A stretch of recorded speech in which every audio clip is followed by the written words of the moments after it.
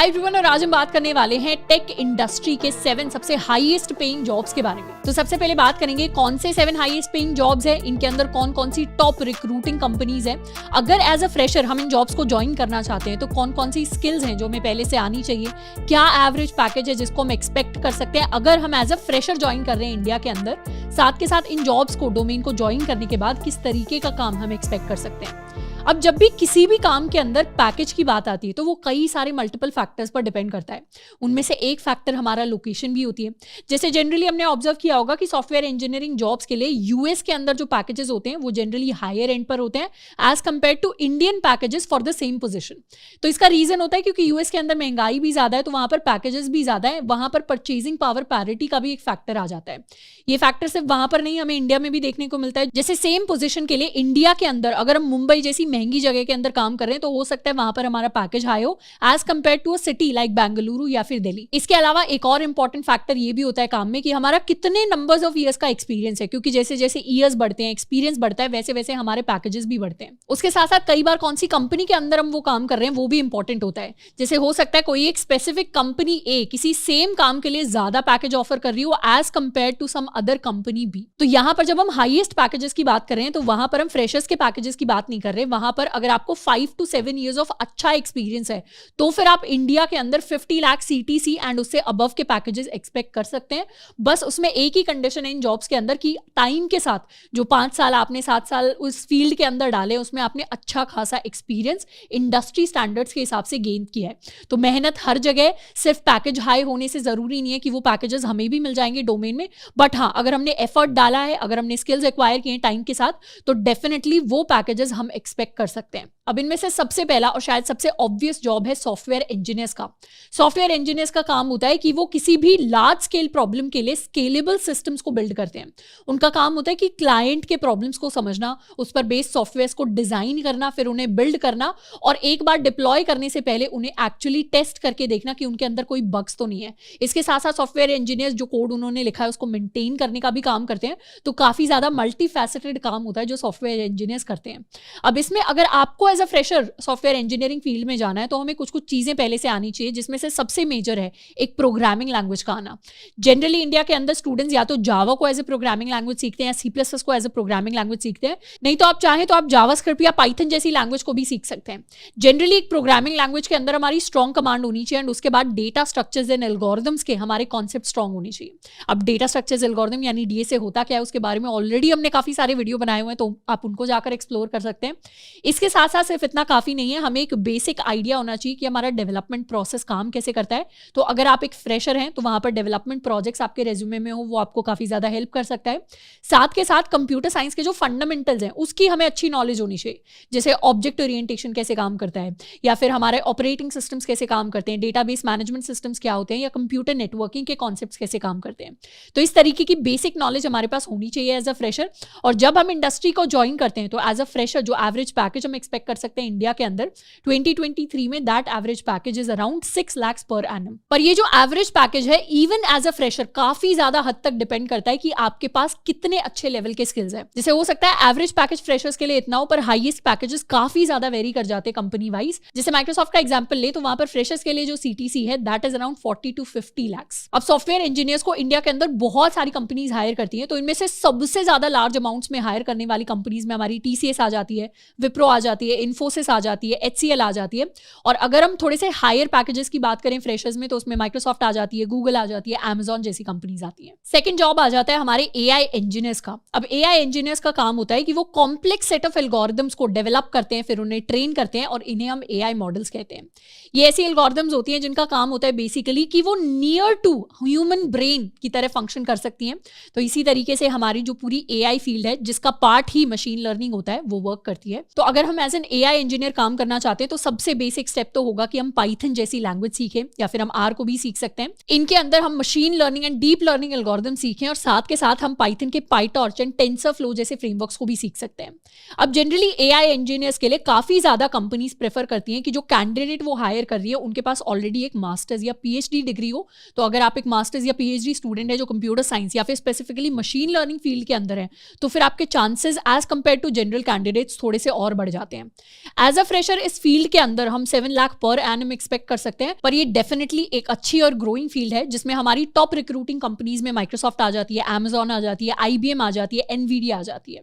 अब अगर आपको AI या मशीन लर्निंग की फील्ड में जाना है तो ऑलरेडी उसके रोड मैप के बारे में हमने काफी सारे वीडियोस बनाए हुए हैं, हम उन्हें भी जाकर एक्सप्लोर कर सकते हैं। थर्ड जॉब जिसकी हम बात करेंगे ये है हमारे डेवऑप्स मैनेजर्स।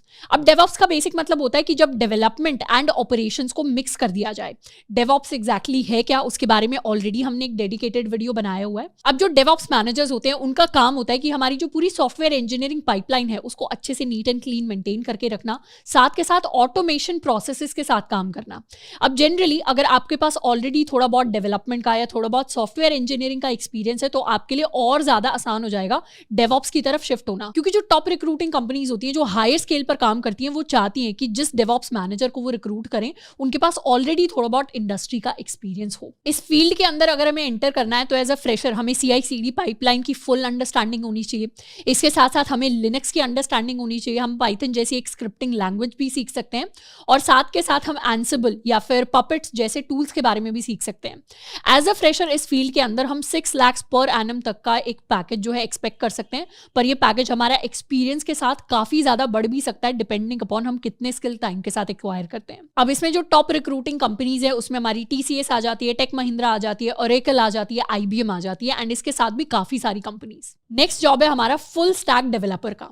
अब जनरली सॉफ्टवेयर इंजीनियरिंग के अंदर ही एक सब पार्ट होता है उसका सॉफ्टवेयर डेवलपमेंट, और सॉफ्टवेयर डेवलपमेंट के अंदर ही हमारी फुल स्टैक डेवलपमेंट आ जाती है। फुल स्टैक डेवलपमेंट का मतलब होता है कि आप किसी भी डेवलपमेंट प्रोसेस के अंदर फ्रंट एंड में भी काम कर सकते हैं और बैक एंड में भी काम कर सकते हैं। और भी आसान भाषा में इसको समझे तो बेसिकली हम वेबसाइट्स और एप्स बना रहे होते हैं। वेबसाइट्स और एप्स के अंदर जो हिस्सा यूजर से इंटरैक्ट करता है, मतलब हमसे इंटरैक्ट करता है, उसे हम फ्रंट एंड कह देते हैं, और जो हिस्सा हमें कभी दिखाई नहीं देता पर जिससे मैक्सिमम जो बैक एंड के अंदर काम हो रहे होते हैं उसको हम बैक एंड कह देते हैं। अब जनरली एक फुल स्टैक इंजीनियर का काम होता है या फुल स्टैक डेवलपर का काम होता है कि वो front end, back end and databases इन तीनों टेक्नोलॉजीज को अच्छे से समझता हो। तो इसके लिए जो हम बेसिक स्किल सीख सकते हैं, अगर हम वेब डेवलपमेंट के अंदर जाना चाहते हैं तो फ्रंट एंड में हमें HTML, CSS एंड जावास्क्रिप्ट तो आना ही आना चाहिए। इसके साथ साथ हम फ्रेमवर्क सीख सकते हैं जैसे React.js हो गया, और बैकएंड के अंदर हमारी मर्जी है, हम चाहे तो पाइथन को यूज करके बैकएंड बिल्ड कर सकते हैं, नहीं तो जावास्क्रिप्ट को यूज करके। उसमें हमारे पास Django एंड Node.js काफी पॉपुलर ऑप्शंस आ जाते हैं। डेटाबेसेस में भी हम SQL और MongoDB जैसी टेक्नोलॉजीज को सीखते हैं। और अगर हम ऐप डेवलपमेंट की साइड जाना चाहते हैं as a full stack developer तो वहां पर हम जावा जैसी लैंग्वेज को सीखकर स्टार्ट कर सकते हैं। साथ के साथ हमारे पास रिएक्ट नेटिव और फ्लटर जैसे भी पॉपुलर ऑप्शंस होते हैं। अब फुल स्टैक डेवलपमेंट की बात करें तो जनरली हर मेजर कंपनी के अंदर किसी ना किसी तरीके की डेवलपमेंट चली रही होती है। साथ के साथ अगर कोई नया स्टार्टअप या नई कंपनी आती है तो वो भी चाहते हैं कि वो अपनी वेबसाइट्स या एप्स को डेवलप करने के लिए किसी डेवलपर को हायर करें। तो वहां पर अगर आप as a full stack developer काम करते हैं तो काफी सारी जॉब अपॉर्चुनिटीज हमारे लिए खुल जाती है। इस फील्ड के अंदर जो हम average package as a fresher expect कर सकते हैं वो है अराउंड 6 लाख पर एनम का, पर उसमें हाईएस्ट पैकेज की जनरली कोई लिमिट नहीं है and in fact top recruiting companies का भी कोई काउंट नहीं है, क्योंकि ऑलमोस्ट हर कंपनी किसी ना किसी तरीके की डेवलपमेंट के लिए हायरिंग कर ही रही होती है। अब अगर हम फुल स्टैक वेब डेवलपमेंट सीखना चाहते हैं तो उसके बारे में हमने एक डेडिकेटेड रोड मैप भी बनाया हुआ है।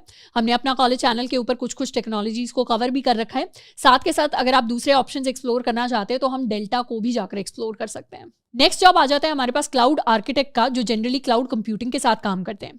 क्लाउड कंप्यूटिंग का बेसिक मतलब ये है कि मार्केट के अंदर, टेक इंडस्ट्री के अंदर काफी सारी कंपनीज ऐसी हैं जो क्लाउड कंप्यूटिंग पर काम करती हैं, मतलब दूसरी कंपनीज को ऑन डिमांड सर्वर्स प्रोवाइड करती हैं और इन सर्वर्स को यूज करके दूसरी कंपनीज या तो अपना डेटा स्टोर कर सकती हैं या फिर कंप्यूटेशन कर सकती हैं या फिर दूसरी तरीके के काम कर सकती हैं।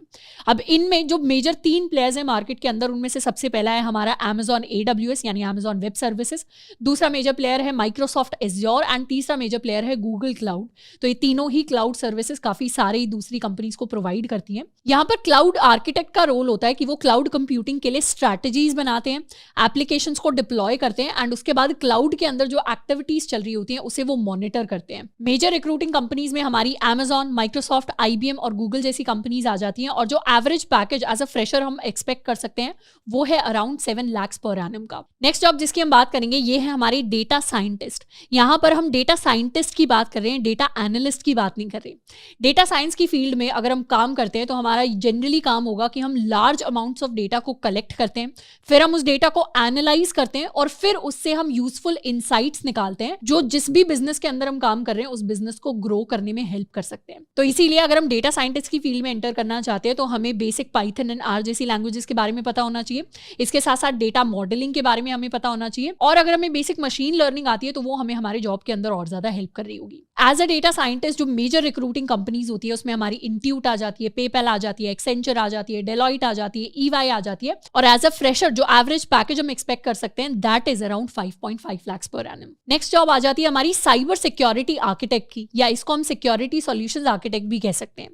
जनरली इस जॉब के अंदर कंपनीज जो लार्ज स्केल पर हायर करती हैं या फिर जिनके टॉप पैकेजेस होते हैं वो एक्सपेक्ट करती हैं कि आपके पास ऑलरेडी 4 to 5 ईयर्स का अच्छा एक्सपीरियंस हो साइबर सिक्योरिटी फील्ड के अंदर।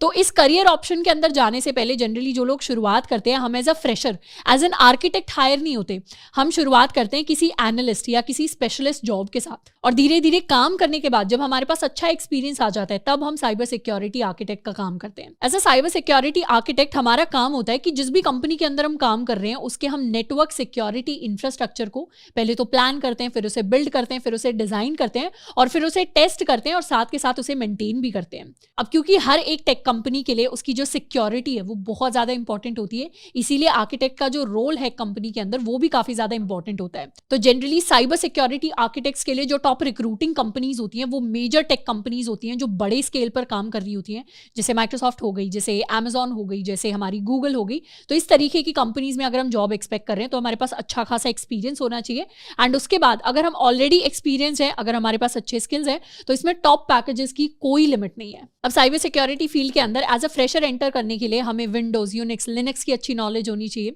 साथ के साथ नेटवर्किंग कैसे काम करती है उसके बारे में हमें पता होना चाहिए, फायरवॉल्स वगैरह के बारे में पता होना चाहिए। अब इस फील्ड के अंदर फ्रेशर्स के लिए जो एवरेज ज्वाइनिंग पैकेज होता है वो काफी ज्यादा वेरी करता है, तो उसको हम यहाँ पर कवर नहीं कर रहे होंगे, बट ये हमारे 7 हाईएस्ट पेइंग जॉब्स थे।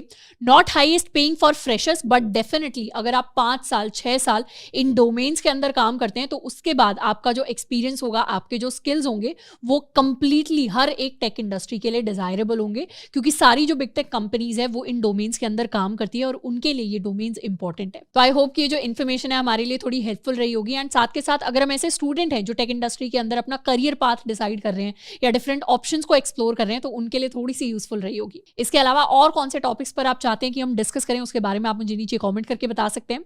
आज के लिए इतना ही, मिलते हैं नेक्स्ट वीडियो में। Till then keep learning and keep exploring.